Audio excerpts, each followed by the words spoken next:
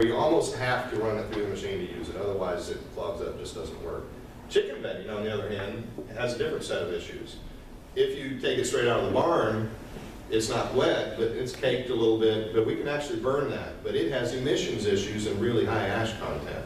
So we have to deal with that problem on the other side, but we're physically burning that without processing. I ran a batch last week for people in Pennsylvania. I've got a guy coming tomorrow night from Arkansas with 200 pounds of his turkey litter to do the same thing. So you can get a sense that this industry is panicky because some couldn't even heat barns. They had shut down. Some were being told, we don't care if you have a contract and that you've got birds, your $1.50 price doesn't work, I can sell it over here for $6. That's where it's going. So lawsuits are flying, all sorts of stuff. Go. Scott, can you talk a little bit about the cost effectiveness of doing this heating? Okay. If you were to buy biomass, I can buy biomass chips for $25 a ton, okay? I go to a sawmill and buy it. They love to sell it to me for $25 a ton. In my bigger machines, I can burn wet chips. So I can actually go there, buy that, as long as it's not too big pieces, or I can go to a recycle center and buy it for even less. $25 a ton biomass is equivalent to 18 cents a gallon propane. It's pretty easy to do the math from there. And when you're talking about 5,000 to 7,000 gallons per house, and one of our burners can handle almost 2 houses, they may have to use a little backup propane. The ROI is, in some cases, 6 months, 2 years, certainly no more than 3 of the return. And that's just for the burner. You throw in the processor and all that, it really starts to explode for opportunity. Do you, my thinking is always partnering up with other people and everything. Did you partner up with any chicken house farmers here to test with and for you to be able to use, like whenever the companies come to you, that you can take them there, or you've got somebody that tells about it? What we've done, because in this industry case studies matter, we haven't been in a position just to go throw our equipment out there because it's pricey and we have to try to make a living too. What we've done though is rely on colleges, those kinds of things. Like for instance, Knoxville, UT has one in a barn outside of Knoxville that we work with. Then we found another guy jumped on taking his old pellet burning technology and put one in his barn. Fuel Farmer, if you go look him up on the internet, he's got a bunch of stuff out there. He's had one in his barns now for 2.5 years. Those people then are happy to be references for us, and that's what we do. We got another one in Indiana that just popped up. We're trying to get him connected with Purdue, who wants to write case studies and check how many times the air has to be exchanged, what does dry air do for them in their litter, and all those numbers that everybody wants to know. We're trying to get that together now from a case study perspective, right? Scott, all of our businesses have differences, obviously, and yours in some ways more than what a lot of others may because of the technical aspects. What about your business, though, and your journey of growing your company? Would you say are some of the biggest challenges that you've been faced with that might be applicable to other entrepreneurs? And I won't say this, and he can put his 2 bits in it too, but when you're doing this, you've got to believe in what you're doing and go for it.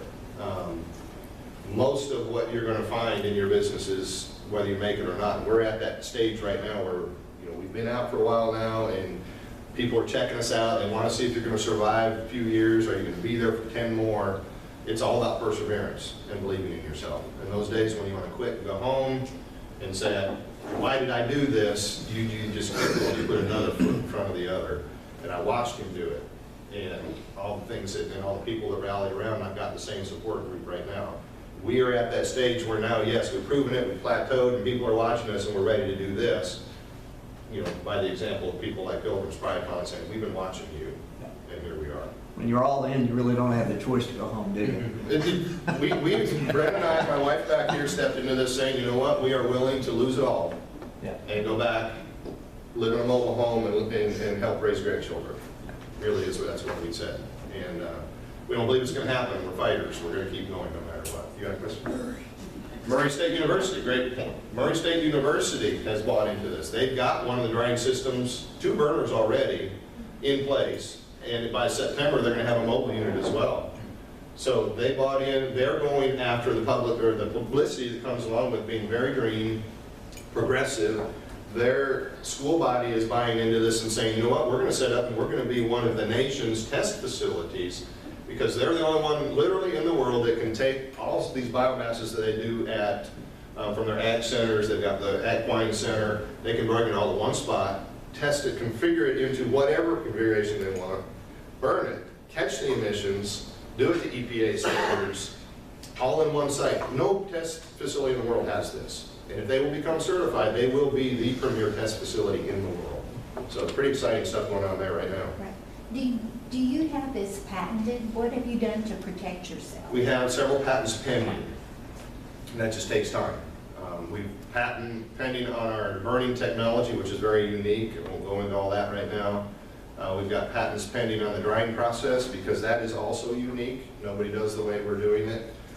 We have some things coming down the pike right now that we will probably additionally chase for patents. The question becomes, is your patent simple enough to protect it? Patents mean nothing if you can't protect it in court, which we successfully did at Wood-Mizer, and we were able to keep people at bay for 17 years, and it was a very good thing. And that's the lesson I learned. We do have some patents back then that were just very rock solid. Today, I'm trying to do that. It's a little tougher to do with the technology, but we're trying. So all I can say is we've done our due diligence, we're patent pending, and that's all we can do. Yeah. You were very successful in your other model, and you have that as an example, which gives you a win-win edge over most entrepreneurs that are out there right now. However, you face different challenges based on your business model. My question is, based on the challenges you had and the pre-existing information that you had, what was the biggest challenge that you weren't expecting? What's my biggest challenge is how long it's taking to make the switch. When we first stepped in, I was pretty naive, thinking, you know, everybody's talking green. We want to be green, green, green, green. Well, one of the slides I had to drop in the name of time was all these names. You start talking about Solyndra and all these others. Well, that's not necessarily a good thing, because people are very leery of green technology because there have been so many people that have scammed it or failed and gotten out. And in my industry in particular, it's a big problem. So I've had to come in, brand our product, service the heck out of a brand new product that is full of problems to begin with. We've worked through all that. Now we've survived that phase. And now it's a matter of persevering through this last phase of getting it to be mainstream. So that's our challenge, is how long it's taking. We wanted it to be a couple years ago that we would have ramped out of it. And it looks like we're finally getting there this year. Man, this is our 5th year. It takes a long, long time. Is that it? Well, thank you very much. Is there anything that economic development or 1 Million Cups can do for you? I think this is good, just the networking side and the, you know, hooking up, because these things lead to political places, it leads to the schools and things like that, and we're finding network is just a great thing. So that's why I'm excited to share, and if anybody's got questions or want to get feedback, look me up. I got cards up here, you can call, come check us out here. Mulch, you might go into that for the cities. Real quick, colored mulch, has anybody bought that recently? You know how much it is? 50, 75 bucks a yard. We just discovered this weekend that our machine out here can take the junkiest mulch that we can find and convert it into colored mulch to the tune of, at the rate of income of around 400 bucks an hour. No drying, no nothing. So well, that's one more thing we get to add to our product, is say, here's your entrepreneurial opportunity, rather than Sawmill to Hopkinsville to Mr. Mulch, where they got to process it, truck it back and forth, trucking everywhere. That's why it costs so much. Let a local entrepreneur turn this stuff that we've got over Bean Cemetery or whatever into that kind of product. I can make it small scale. It can be Kentucky Blue and White. It can be whatever. Advantages that nobody else can do. One more thing that we're adding to our entrepreneurial library of people. So, Thank you. Thanks.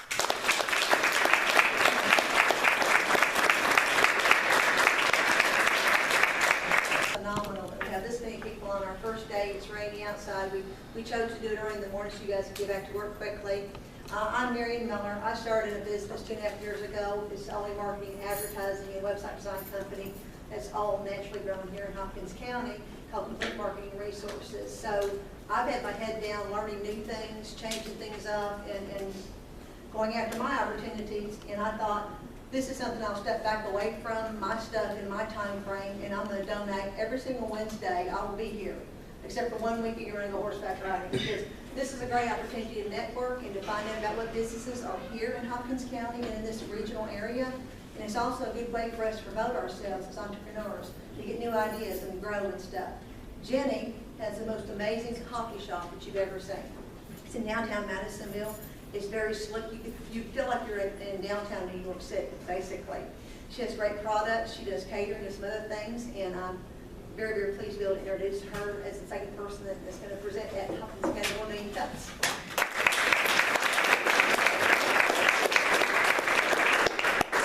Well, I should have gotten here earlier because I was really hoping not to follow that. It's pretty impressive. I knew it would be. But as I was listening to Scott's presentation, I was thinking there's kind of a reverse parallel, if that makes sense. What he's doing is he's taking a locally grown product and he's taking it to a world market. What I'm attempting to do is take things that are very common in a world outside small communities and figure out how we can bring them to a small community so you and I can enjoy them and perhaps enhance our standard of living just a little bit. And I don't have a PowerPoint, but I do have a pen. Let's do this the old-fashioned way. First of all, this is my philosophy on coffee business.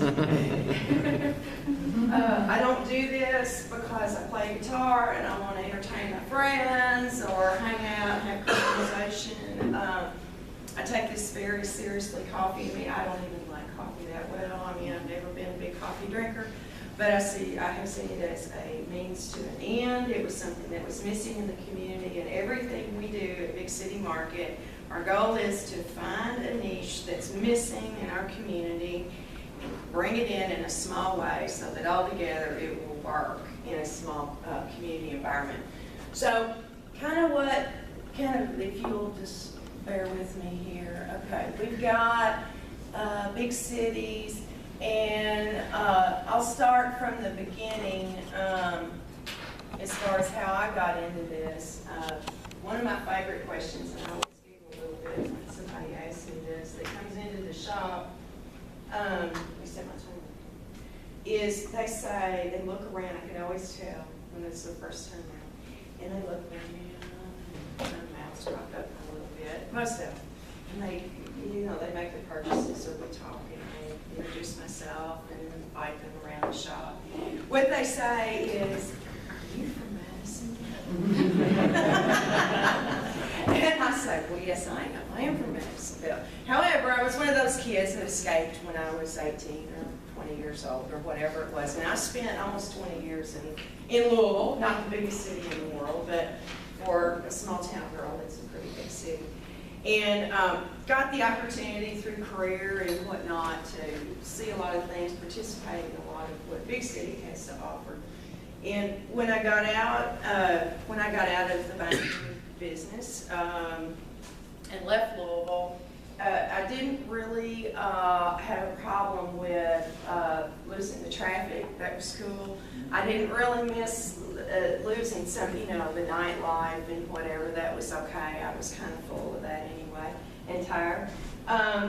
Didn't miss the high-paying job most of the time. But what I did miss were some businesses that I so enjoyed, and lots of people enjoyed in Louisville. Those businesses had been successful for the whole time I was there, and probably 15 plus years before I had made it to Louisville. And I will be the first to admit it, and if you don't want to complain, that's fine, but when we travel out of town, I would be willing to bet that most of you will make an effort to go to one of these businesses that I'm going to talk about. It's okay, we haven't had it locally, we all talk about wanting to buy local, but if it's not available, it's not available. So it's just some of these businesses that just make life kind of fun.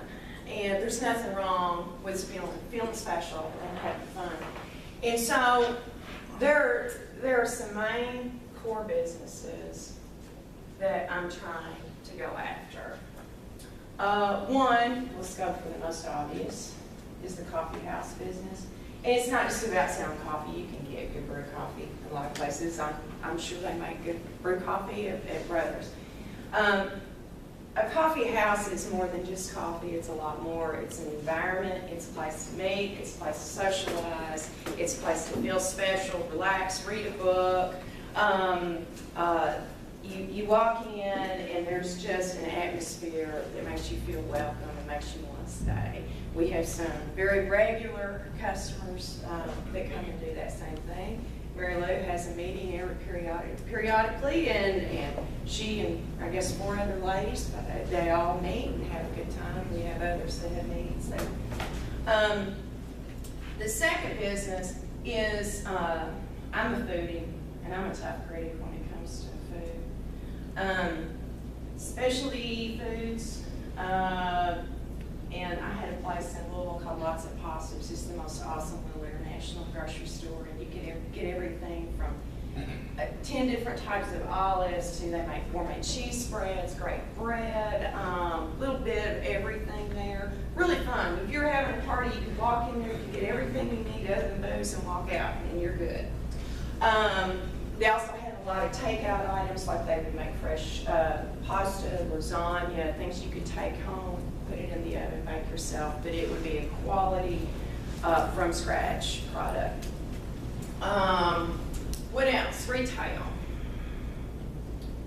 If you're in Louisville and have the opportunity, I sent Barbie there. There's a place called Butchertown Market that I dearly love. In fact, that's where I came across my chocolate company, which is Cellar Door Chocolates. It's a female-owned company out of Louisville. This girl is not more than, I call her girl because I'm almost 50. She's 35 probably, and she's built herself quite a company. But in the Butchertown Market, there's all sorts of different retail operations under one roof, and they all work together in this cohesive whole. It's kind of like a mall, but on a much smaller scale and more integrated scale. And you just walk from one thing, one type of product to another, and even though they're individual businesses, they feel like one business. And that's kind of what got me to thinking about Big City and our concept. Deli and bakery. You can get some great baked goods around here at places other than the big city. My concept with this, and we are currently, my husband as we speak is, building out my kitchen. We're going to be opening a deli, hopefully within 4 weeks or so. We're working on it now. And there'll be nothing fried. We won't have barbecue. There are people that make barbecue around here, and they do a very good job. There's no need for me to do it. I'm not going to make a hamburger. You can get a hamburger. I'm not going to make a burrito. Lord knows we've got plenty of burritos in this town. But what we are going to have, fresh sandwiches, great meat, great bread, great cheese. We're going to have homemade chicken salad. We're going to have fresh sides, hopefully, as much as possible. We'll make salads made from locally grown vegetables, fresh herbs. We'll do cold and hot sandwiches. We'll do by the pound, where you can take, like our chicken salad, by a pound and take it home. But my philosophy is that all these businesses, standing alone, they work very well in larger communities. You've got a much different demographic base and a much greater population to choose from. In a small town, really not one of these businesses alone would work. You're not going to be able to generate enough money for them to stand alone. So my philosophy is, in the model that I'm trying to create for a small town environment, which we possibly might look at taking to another town. I've had some interest by an investor in Bardstown. It'd be a great, great, great town for this concept. Is to take small pieces of each one of these highly successful businesses from big cities and scale them down to where under one roof, as part of one concept, they will work and they will generate sufficient income and employ people and pay taxes and give you and I the opportunity, if even on a small scale, to get some of those things at home that we search for when we go out of town. So maybe you'll stop by and buy your olives from me instead of going to Fresh Market. I said I'm better, so. So that's my concept.